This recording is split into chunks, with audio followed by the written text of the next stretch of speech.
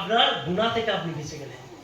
তো আল্লাহ পাক আমাদেরকে বেশি বেশি করে নিয়ত করার তৌফিক নসিব করুন। বলেন ছেলমাত্র হুগলি জেলার লোক, এটা হুগলি জেলার লোকের হচ্ছে অবস্থা। বারাসাত ইয়েতে বেহালাই বায়ান ছিল ওখানেতে বাস খালি একবার ইশারা করে দিয়ে সুবহানাল্লাহ। কেন হবে না ভাই? সুবহানাল্লাহ বললে জান্নাতে তার নামে একটা করে কি গাছ লাগিয়ে দেওয়া হয়। কেন সুবহানাল্লাহ বলে? জিকির মুখ দিয়ে বের হতে হবে, মনে মনে করলে হবে না। অনেক ব্যক্তি আছে নামাজে দাঁড়িয়ে মুখ বন্ধ করে দেয়। নামাজে দাঁড়িয়ে কোনো ব্যক্তি যদি মুখটাকে বন্ধ রেখে মনে মনে সূরা পড়ে, তার নামাজ হবে না, তার নামাজ হবে না, কত নামাজ হবে না। কারণ পড়তে হলে এতটা আওয়াজে ভিড় করতে হবে যেন তার কোনো আওয়াজ না থাকলে যেন তার কান শুনতে পায়। তো আপনাকে এতটা আওয়াজে পড়তে হবে, তা নাইলে নামাজ হবে না। তো প্রাণ প্রিয় সাই ভাইরা, আসেন বায়ানের দিকে আমরা আগে যাই। আজকাল আমাদের মুসলমান নয়, পুরো দুনিয়ার মানুষের কথা বলেন, পুরো মানুষ দুনিয়ার মানুষ অনেক পেরেশানির মধ্যে রয়েছে। যে পেরেশানিটা হচ্ছে কি রোগ জ্বালা নিয়ে। কি নিয়ে? রোগ জ্বালা নিয়ে। এমন কোনো ঘর নেই যে ঘরেতে রোগ নাই। রোগ ছাড়া ঘর আপনি একটাও দেখতে পাবেন না। কিন্তু আপনি যদি অ্যানালাইসিস করেন, দেখেন ভালোভাবে, তো দেখবেন রোগ দুই প্রকারের রয়েছে। কয় প্রকারের কথা? কয় প্রকারের? দুই প্রকারের। এক প্রকার রোগ দেখবেন যে রোগটাকে প্রকাশ্যে দেখতে পাওয়া যায়। কি পাওয়া যায়? প্রকাশ্যে দেখতে পাওয়া যায়।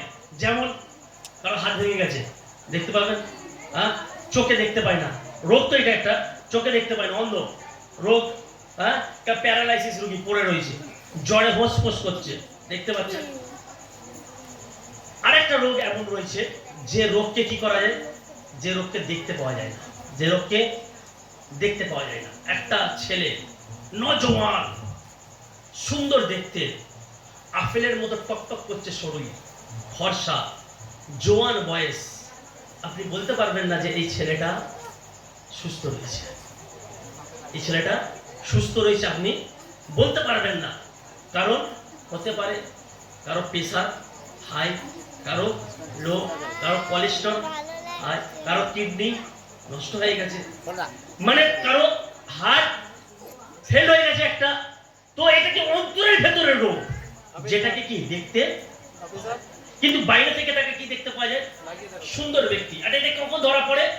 এইটা তখন ধরা পড়বে যখন আপনি কি করবেন?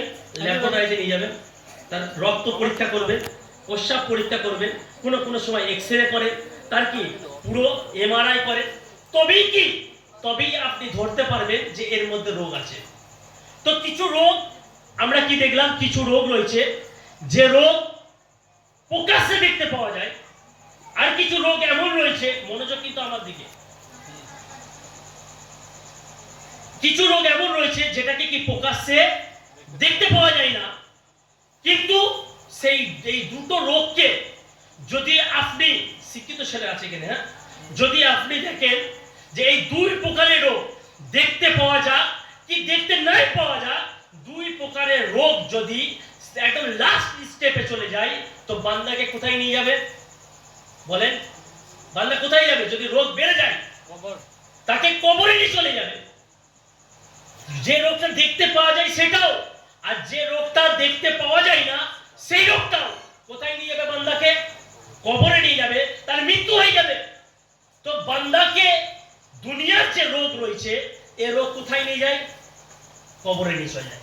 আচ্ছা বলেন, একজন ব্যক্তি সে যদি কবরে চলে যায়, তো ওই ব্যক্তিটা কি জাহান্নামে চলে যাবে? ওই ব্যক্তি কি জাহান্নামে চলে যাবে? হ্যাঁ, না না।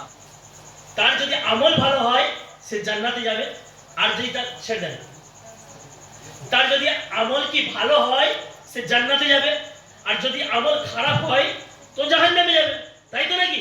তাহলে আমরা এই কথা বলতে পারি যে দুনিয়ার যে রোগ আছে সেই রোগ কি জাহান্নামে নিয়ে যায়?